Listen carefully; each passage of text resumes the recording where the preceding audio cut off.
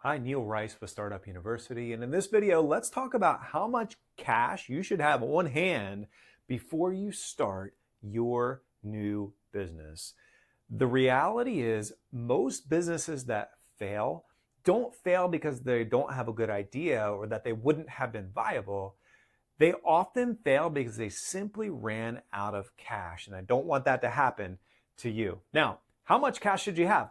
That's a loaded question. Every business is different. Think of a high inventory business. If you have to buy a lot of materials and warehouse those materials before you start to be able to sell them, well, you're gonna have access to a lot of cash. Whereas if you're selling a coaching service or some kind of counseling service, then typically you might need a computer and a desk and a couple of minor expenses, and you're on your way. So the answer to this question really depends on the type of your business, but I want to give you some principles to help determine how much cash you should have on hand. Hey, if you don't know me, I'm Neil Rice. I'm a business attorney who's helped over 1,000 people start, build, buy, grow their business, and I want to help you here at Startup U. So let's get into it. When I think about how much cash on hand, there are three big things that I'm always going to be looking at. The first one is startup costs.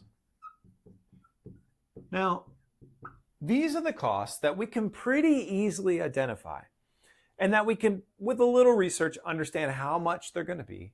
And we can pretty quickly put together a spreadsheet or a list of all the different expenses we know are going to be required to get this business up and off the ground. You're going to have to pay a little bit to start an LLC. You may have to buy some tools and equipment.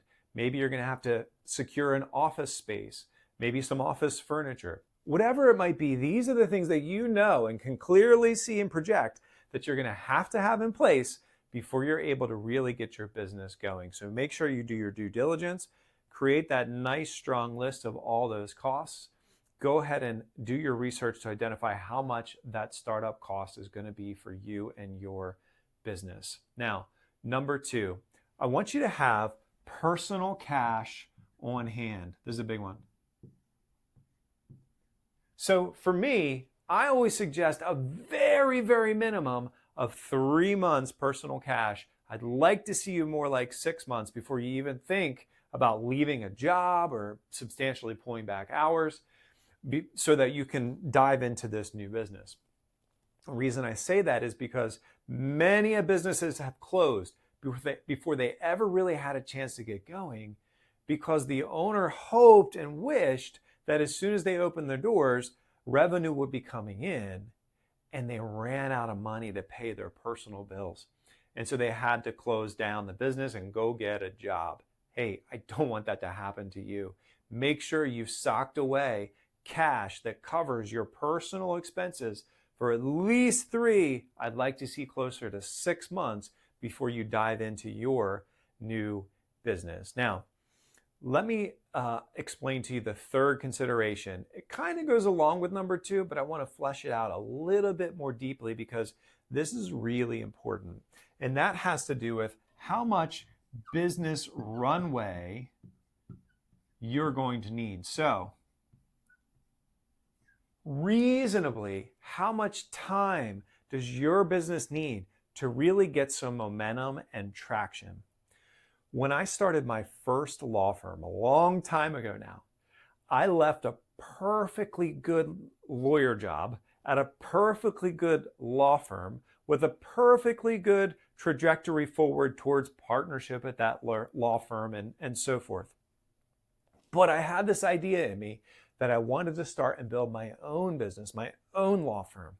And I left that law firm to start my own company without a single customer. And I did that while my beautiful wife was pregnant, 5 months pregnant, with our first daughter. So that's taking a bit of a risk. Now, we did have some cash on hand. So that's good. That sustained us a bit. And my wife was still working part-time. And so that helped us too. But I want to recall for you something that someone told me that really stuck with me and proved out to be true. And this person told me, Neil, you're probably right that you can start and build your own law firm. And you're probably right that the people you think will hire you to do their business work, they probably will. But remember this, just because you open up your new business today doesn't mean that those customers who eventually will hire you are going to need your goods or your services tomorrow. So you may have a good idea. You may have a good customer base. But remember, not everyone is going to need what you're selling the very moment that you open those doors. So you have to understand that there's going to be some runway for your business to get up and running and get those customers in the door so that you can make that world a better place, serve those people well, and get their payment in exchange for that goods or services that you're providing. You need to account for business runway as you get up and going. So these are 3 important considerations. Startup costs, personal cash, make sure you don't run out of personal money before you give your business a chance to really get going. And knowing that your business will need some runway before those paying customers are going to find you and actually need your goods or services. Keep these things in mind, you're going to do okay.